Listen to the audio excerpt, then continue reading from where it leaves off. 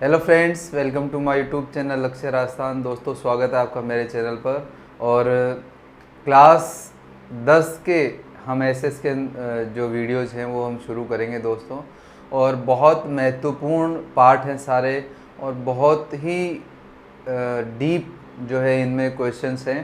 तो मैं कोशिश करूंगा कि राजस्थान पुलिस और रीट के एग्ज़ाम से पहले पहले क्लास 10 के जो एसएस के जो वीडियोज़ हैं, जो इम्पोर्टेंट क्वेश्चंस हैं, वो मैं आपके सामने ला पाऊँ। दोस्तों, अगर आपको वीडियो क्लियर दिखाई नहीं दे, अक्षर दिखाई नहीं दे, तो इस तरफ आपके ऊपर जो 3 डॉट्स है उस पर आप टिक करिए, और जो रेजोल्यूशन खुलेगा उसमें आप 240 से 360 कर लीजिए।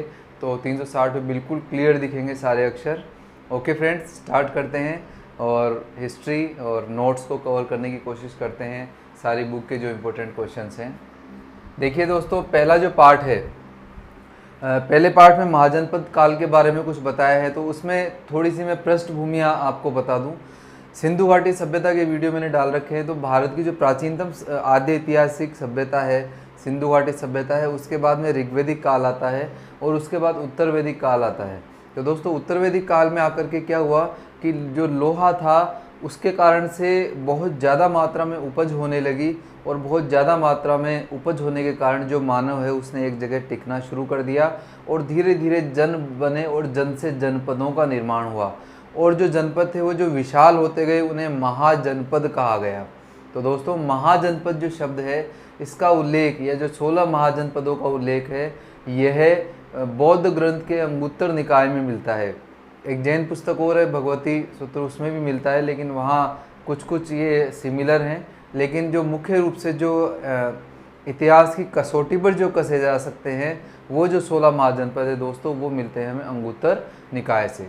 तो आइए फ्रेंड्स, जैसे कि आप इस तरफ नक्शे में देख रहे होंगे, 16 महाजनपद मैंने उकेरे हैं, आपके लिए एक प्रयास किया है बनाने का। तो आप देख पा रहे होंगे, ये जो 16 महाजनपद है, ये लगभग सभी महाजनपद उत्तर भारत में, और विशेष रूप से जो गंगा यमुना दोआब क्षेत्र है, गंगा यमुना का जो अपवाह क्षेत्र है, वहाँ है। तो दोस्तों, इससे स्पष्ट होता है कि एक तो नदी और एक लोहा, इन दोनों के कारण ये ज़्यादा संकेंद्रित हो पाए वहाँ पर। और इस प्रकार से आप नक्शे में देख रहे होंगे। तो दोस्तों, शुरू करते हैं हम। पहला जो महाजनपद है, महाजनपद काल जो है दोस्तों, यह 600 से 325 ईस्वी पूर्व माना जाता है। ठीक है फ्रेंड्स। और जैसे कि मैंने बताया कि लोहा धातु के कारण से ये जो जन हैं, जो जनपद बने, और जनपद जो है ये महाजनपद बने। ओके फ्रेंड्स, ठीक है। सबसे पहले हम बात करते हैं पहला महाजनपद, काशी। दोस्तों, काशी आज भी काशी ही है, इसलिए इसको ज़्यादा रटने की आवश्यकता नहीं है। जो बुक दे रखी है दोस्तों 10th की, उसमें केवल महाजनपद और उनकी राजधानी है। अब बात ऐसे करते हैं कि क्वेश्चन कैसे आएंगे।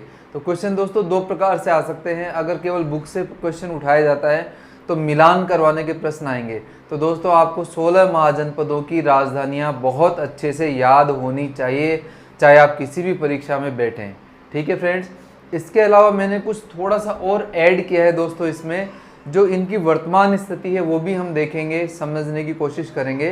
तो देखिए, तो क्वेश्चन की बात करें तो एक तो राजधानी आपको याद करनी है, और एक वर्तमान स्थिति। तो दोस्तों, सबसे पहले काशी की बात करते हैं। जैसे कि मैंने कहा, काशी आज भी काशी है। बनारस या वाराणसी, जो बनारस है आज, तो काशी जो था ये महाजनपद, इसकी राजधानी दोस्तों वाराणसी थी, और ये उत्तर प्रदेश में आज भी है। तो रटने की कोई आवश्यकता नहीं है, काशी वाराणसी। ठीक है फ्रेंड्स। अगला हम देखते हैं दोस्तों, मैंने इनको इस प्रकार से अलग अलग एक ग्रुप बनाया है। जैसे कैसे शुरू होने वाले 3 महाजनपद हैं, 3 ऐसे शुरू होने वाले, तो ये जल्दी हमें याद हो पाएंगे। तो देखिए, दूसरा है कुरु। तो फ्रेंड्स, कुरु जो महाजनपद है, इसकी राजधानी तो थी इंद्रप्रस्थ, और दक्षिण पूर्व हरियाणा और मेरठ क्षेत्र यूपी का इसमें आता है। दोस्तों, महाभारत आप देख रहे होंगे, लॉकडाउन में देखी होगी आपने। कौरव जो शब्द है ये कुरु से ही बना है। तो जो कुरुक्षेत्र में निवास करने वाले लोग थे वो कौरव, और इनकी राजधानी, जैसे कि पांडवों की राजधानी आपने देखी होगी महाभारत में, तो इंद्रप्रस्थ थी। तो इसको भी खास रटने की आवश्यकता नहीं है, केवल समझना है। कुरु से कौरव बना दीजिए, और पांडवों की राजधानी। ठीक है फ्रेंड्स।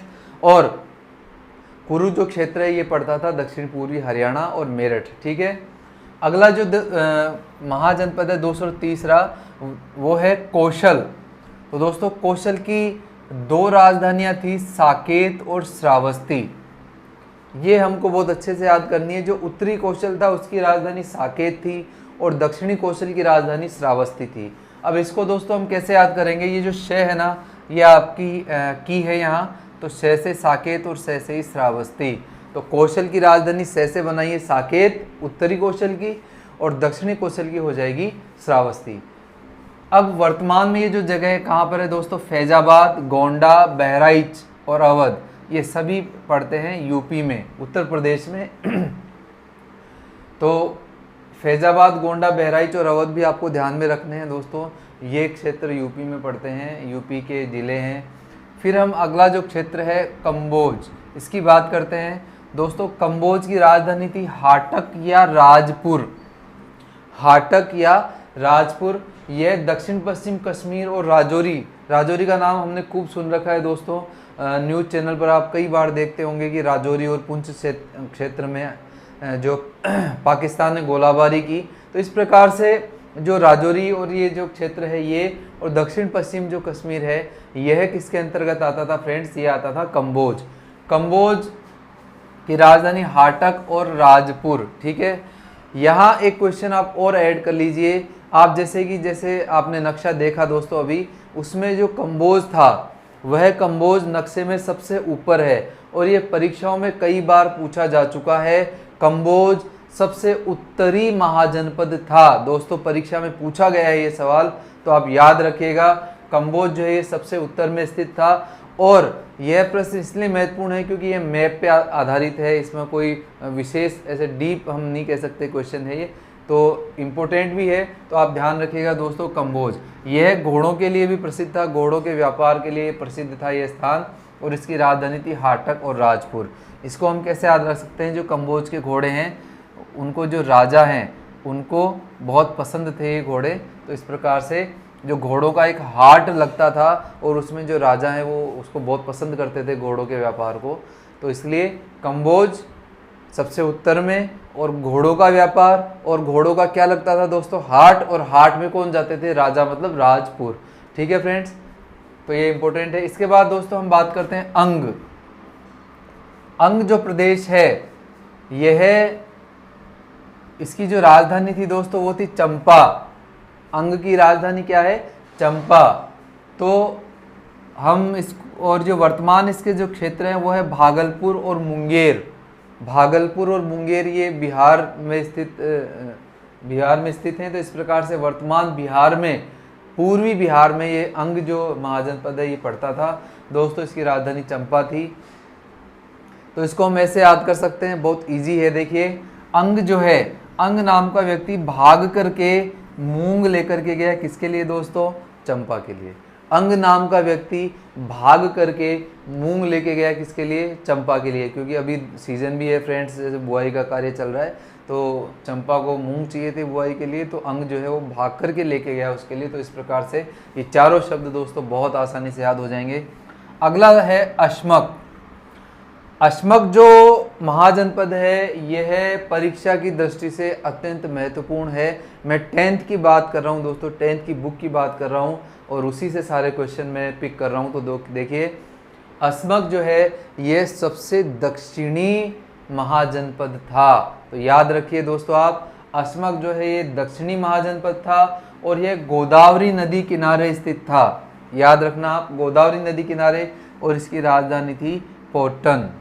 यह दक्षिण भारत में था। तो ये क्वेश्चन आ सकता है कि दक्षिण भारत में कौन सा महाजनपद था, या सबसे दक्षिणतम महाजनपद का नाम लिखिए, तो आपका आंसर हो जाएगा अश्मक, और इसकी राजधानी थी पोटन। अगला है अवंती। अवंती दोस्तों थोड़ा इजी है, क्योंकि अवंती आपको ध्यान होगा जैसे आप तैयारी कर रहे हैं, उज्जैन का जो प्राचीन नाम है वो अवंती ही था। तो उज्जैनी और महिष्मती ये इसकी राजधानियां हैं, और यह जो वर्तमान का जो मालवा प्रदेश है मध्य प्रदेश का, वहाँ ये पड़ता था जो अवंती महाजनपद है दोस्तों। मालवा क्षेत्र भी थोड़ा सा वैसे ज्योग्राफी से रिलेटेड है, थोड़ा सा मैं आपको बता देता हूँ।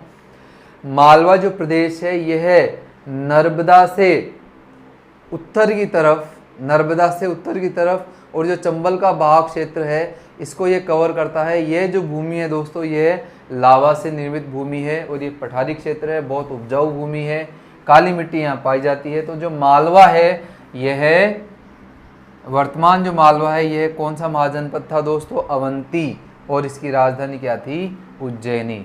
तो अवंती उज्जैन का पुराना नाम है, इसलिए याद करना सिंपल है। अगला है गांधार और इसकी राजधानी थी तक्षशिला।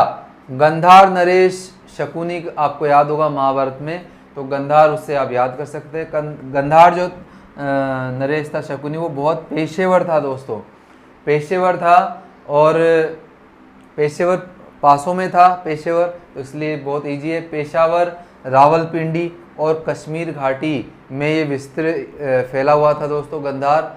तो गंधार का जो नरेश है वो क्या था? पेशेवर था। तो पेशावर, रावलपिंडी और कश्मीर घाटी में गंधार क्षेत्र था। इसकी राजधानी क्या है दोस्तों? तक्षशिला। तक्षशिला जो कि प्राचीन विश्वविद्यालय भी है, कनिष्क के समय स्थापित हुआ। तो ये भी एक इम्पोर्टेंट क्वेश्चन है। अगला जो महाजनपद है दोस्तों वो है मगध। मगध यदि मैं कहूँ कि इन महाजनपदों में से सबसे शक्तिशाली था और आगे बनकर के शक्तिशाली उभरा और धीरे धीरे सभी महाजनपदों को इसने विजित कर लिया। तो दोस्तों मगध जो है इसकी राजधानी थी राजगृह या गिरिव्रज। मगध की राजधानी थी राजगृह या गिरिव्रज और ये वर्तमान में पटना, गया और नालंदा इन क्षेत्रों में पड़ता है। बिहार की राजधानी पटना है। तो दोस्तों मगध जो है यह पटना, गया और नालंदा में पड़ता था। मगध साम्राज्य की राजधानी पाटलिपुत्र थी जो कि पटना कहलाती है। और अगला जो है महाजनपद वो है मल्ल। मल्ल जो है इसकी राजधानी थी दोस्तों कुशीनगर और देवरिया, बस्ती, गोरखपुर, सिद्धार्थनगर और कुशीनगर।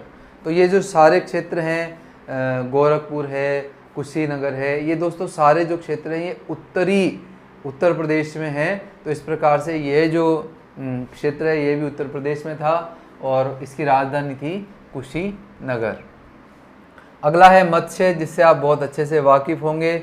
मत्स्य की राजधानी विराटनगर जो कि वर्तमान में भी है। और जयपुर, अलवर और भरतपुर, दोस्तों जयपुर, अलवर और भरतपुर में ये विस्तृत था। तो विराटनगर में बहुत सारे अवशेष भी मिलते हैं, जैसे कि मैंने राजस्थान में जो सांस्कृतिक जो पुरातात्विक स्थलों का वीडियो बना रखा है दोस्तों, बहुत विस्तार से बताया है विराटनगर के बारे में। एक भी क्वेश्चन वहाँ नहीं छूटता है आपके लिए। फिर है वज्जी।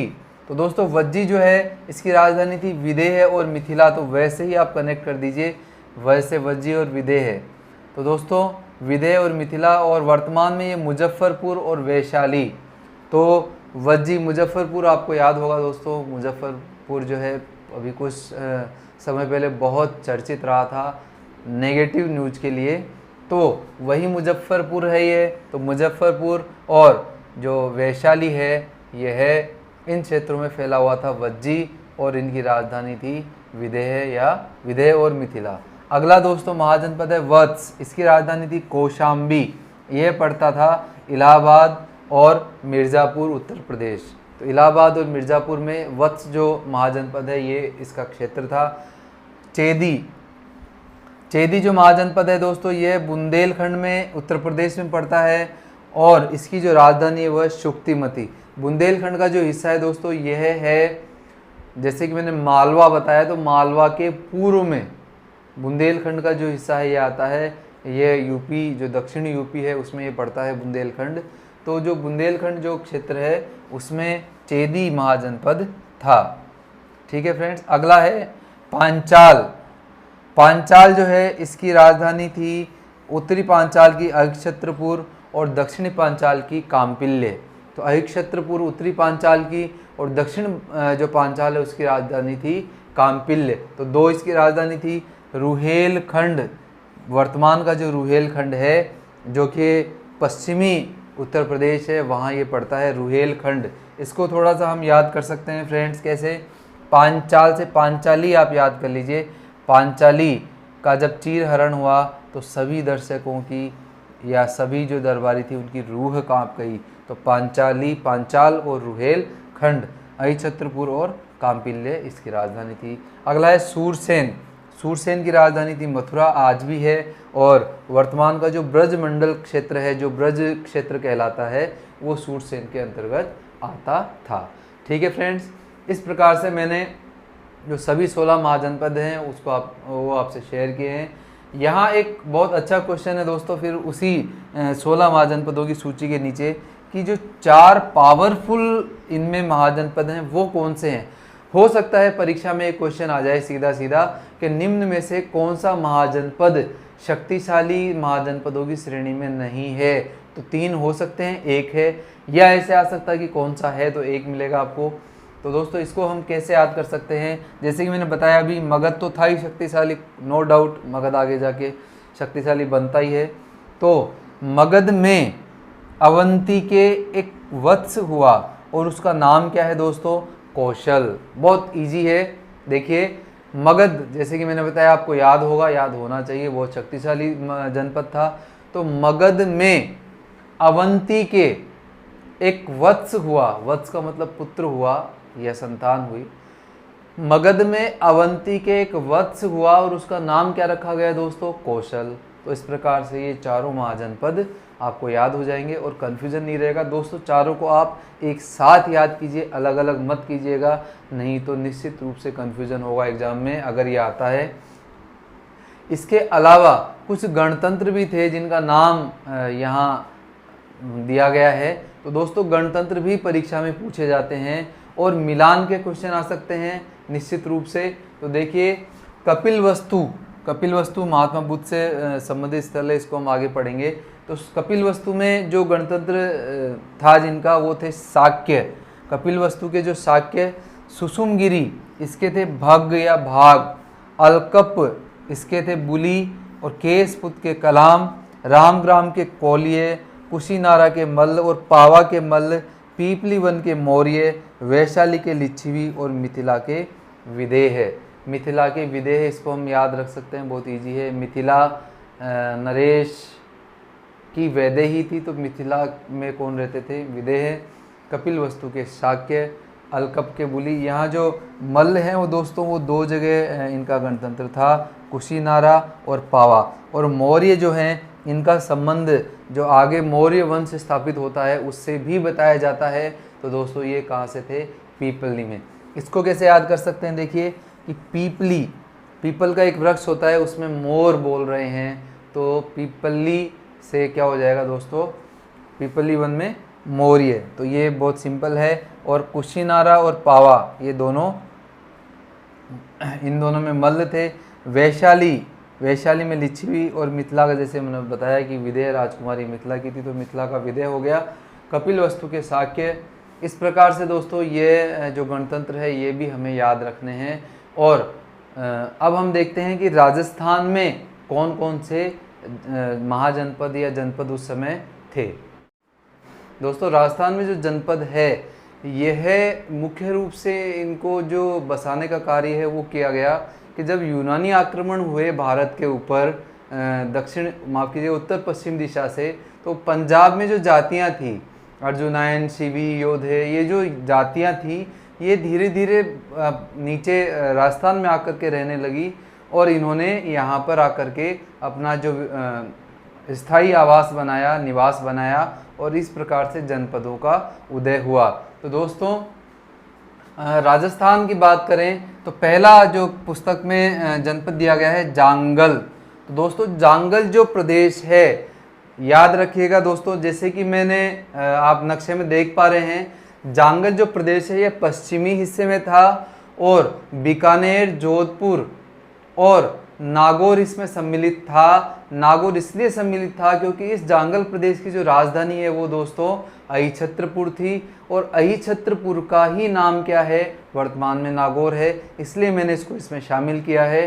तो बीकानेर, जोधपुर और नागौर का जो कुछ प्रदेश है ये मिलाकर के क्या बनाता था, जांगल प्रदेश। दोस्तों आगे जाकर के जो बीकानेर में बीका द्वारा जब यहाँ शासन स्थापित किया गया, अपनी एक शाखा जो जोधपुर से निकल करके बीकानेर स्थापित हुई, तो ये सभी शासक अपने को जांगलधर बादशाह भी कहते थे क्योंकि ये प्रदेश उस समय जांगल्स के नाम से प्रसिद्ध था। और आगे जा कर के इन्होंने जो अपना जो कुल चिन्ह है उसमें भी इन्होंने अपने आप को जांगलदर बादशाह लिखा है। तो इसलिए जांगल जो प्रदेश है दोस्तों, इसका विस्तार आप ध्यान रखिएगा किन जिलों में है और आगे जाकर के कौन सा वंश इस जगह स्थापित होता है, ये भी अपने को याद रखना है और राजधानी भी अपने को याद रखनी है। तो ये है अहिछत्रपुर जो वर्तमान नागौर है। अगला है मत्स्य। जैसे कि हमने अभी पिछली स्क्रीन पर देखा कि मत्स्य जो है ये महाजनपद था, इसकी राजधानी विराटनगर थी। दोस्तों विराटनगर से बहुत सारी जानकारियाँ मिलती हैं, लेकिन यह जानकारियाँ बिंदुसार से पहले तक नहीं जाती हैं, ध्यान रखिएगा दोस्तों। तो बिंदुसार से इसकी जानकारियाँ हमें मिलनी शुरू होती हैं। तो यहाँ फिर एक और बहुत बढ़िया क्वेश्चन है फ्रेंड्स, जो शहाज, महाभारत काल में एक राजा है शहाज, उसका नाम, उसका उल्लेख मिलता है, जो कि चेदी और मत्स्य यहाँ का शासक था। तो दोस्तों परीक्षा में ये प्रश्न आ सकता है कि महाभारत में चेदी एवं मत्स्य, महाभारत के अनुसार चेदी व मत्स्य जो जनपद है उन पर किस शासक का अधिकार था। तो बिल्कुल आप याद रखिएगा दोस्तों, शहाज। ठीक है फ्रेंड्स, तो शहाज का शासन था। और ये जो मत्स्य है ये पहले तो दोस्तों चेदी जो महाजनपद है इसके अधीन था और बाद में आगे जाकर के ये अधीन हो गया मगध जनपद के। ध्यान रखिएगा फ्रेंड्स, पहले चेदी के अधीन था और बाद में ये मगध के अधीन हुआ। उससे पहले महाभारत में उल्लेख है कि ये जो चेदी और मत्स्य है इन दोनों में मिला करके किसका शासन था, शहाज का। ठीक है फ्रेंड्स, याद रखिएगा आप शहाज शब्द, बाकी सब पहले आ चुका है। और ये भी प्रश्न है, ये ध्यान रखिएगा, बिंदुसार जो कि अशोक का पिता था वहाँ से जानकारियाँ हमें मिलना शुरू होती हैं। अगला है दोस्तों सूरसेन। सूरसेन जैसे कि अभी पहले आया है, सूरसेन की राजधानी क्या थी दोस्तों, मथुरा, वर्तमान में मथुरा है। ब्रज क्षेत्र इसके अंतर्गत आता था। यहाँ ये जो यूनानी जो आए थे दोस्तों, इन्होंने सूरसेन को कहा सूरसेनोई और राजधानी को कहा मैथोरा, जो कि मथुरा ही है। ठीक है फ्रेंड्स, महाभारत में उल्लेख है कि यहाँ यदुवंशियों का शासन था। महाभारत आपने देखी होगी, देख रहे हैं।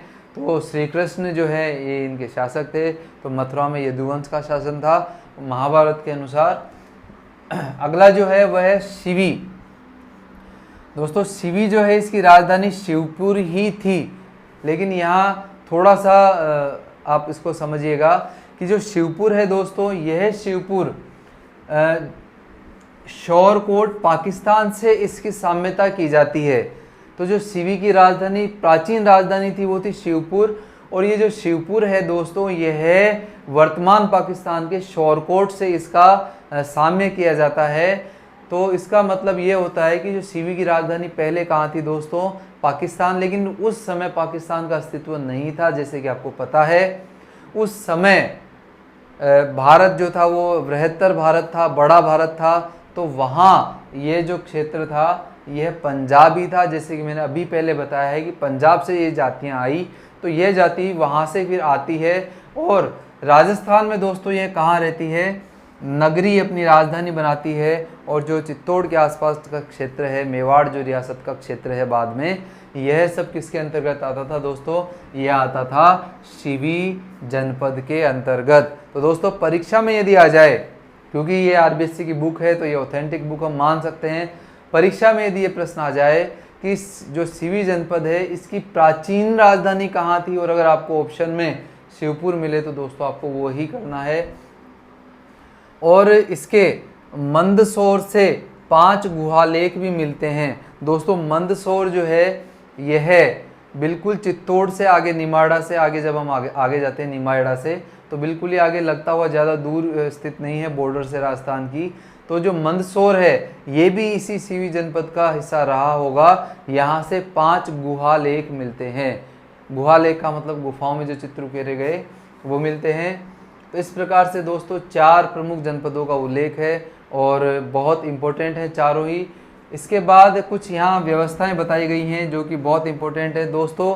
ये जो जनपद थे इनमें कहने को गणतंत्रात्मक व्यवस्था थी, लेकिन मुख्य रूप से क्या होता था कि यहाँ जो, जैसे वर्तमान में हम संसद कह देते हैं, वैसे ही उस समय में संथागार नामक की एक संस्था थी। संथागार याद रखिएगा। संथागार जो संस्था थी ये केंद्रीय संथागार भी होता था और राज्य संथागार भी होता था। प्रांतों में प्रांतीय संथागार संस्था होती थी, केंद्र में केंद्रीय। जिस प्रकार से केंद्र में केंद्रीय सरकार होती है, संसद होती है केंद्रीय, और राज्य में विधानसभा होती है, उसी प्रकार से दोस्तों लोकसभा या राज्यसभा जैसे थी वैसे ही यहाँ संथागार होते थे, केंद्र में भी और राज्य में भी। जितने भी नीतिगत निर्धारण किए जाते थे ये सभी नीतिगत निर्धारण संथागार द्वारा ही किए जाते थे, और ये सभी राजा के परिवार के प्रतिनिधि होते थे। तो कुल मिलाकर के हम यदि कहें इनडायरेक्टली ये एक तरीके से राजतंत्र ही था। अनुयु विरोध एक शब्द आता है दोस्तों, किसी भी विषय पर जब चर्चा परिचर्चा होती थी, वार्तालाप होता था, तो उसे अनुयु विरोध कहा गया है। वर्तमान में जैसे चर्चा होती है किसी भी विधेयक पर, किसी भी सदन में जो चर्चा होती है, उसी चर्चा को आप कनेक्ट कर लीजिए अनुयु विरोध से। तो संथागार से हम अगर साम्य करें, वर्तमान का संथागार का मतलब हो गया विधानसभा ले लीजिए आप, या लोकसभा ले लीजिए, राज्यसभा ले लीजिए, और अनुयु विरोध का मतलब जो चर्चा होती है सदन में उसे अनुयु विरोध कहा जाता था। दोस्तों उस समय बैलेट पेपर और वोटिंग मशीन कुछ नहीं होती थी, उस समय होता था शलाका परीक्षण। शलाका क्या होती है दोस्तों? शलाका का मतलब होती है जिसे हम तिल्ली कह सकते हैं। तो कोई भी जब प्रस्ताव लिया जाता था उसके ऊपर वोटिंग कराई जाती थी, तो वोटिंग के लिए शलाकाएं होती थी विभिन्न रंगों की। मान लीजिए कि 3 रंग की शलाकाएं हैं, सफ़ेद, लाल और पीली। तो अगर किसी को हाँ में उत्तर देना है तो सफ़ेद वाली शलाका डाल देगा उस बॉक्स में, और ना करना है तो इस प्रकार से ये जो वर्तमान में जो वोटिंग होती है, तो वो ही वोटिंग उस समय क्या कहलाती थी दोस्तों? शलाका परीक्षण। और जो शलाका का प्रयोग होता था इस परीक्षण के लिए। ठीक है फ्रेंड्स, बाद में क्या हुआ आगे जाकर के दोस्तों, इन जनपदों ने विस्तार की नीति अपनाई, और धीरे धीरे जो शक्तिशाली जनपद हैं उन्होंने इन सभी जो जनपद हैं इनका अपने में समाहित कर लिया। तो दोस्तों आज की वीडियो में इतना ही, और बहुत महत्वपूर्ण क्वेश्चंस हैं, आप बिल्कुल भी इसको लाइटली मत लीजिएगा। और अगर आपको वीडियो दोस्तों अच्छा लग रहा है और नोट्स आपको पसंद आ रहे हैं तो प्लीज़ चैनल को सब्सक्राइब कीजिए, लाइक कीजिए और शेयर कीजिए।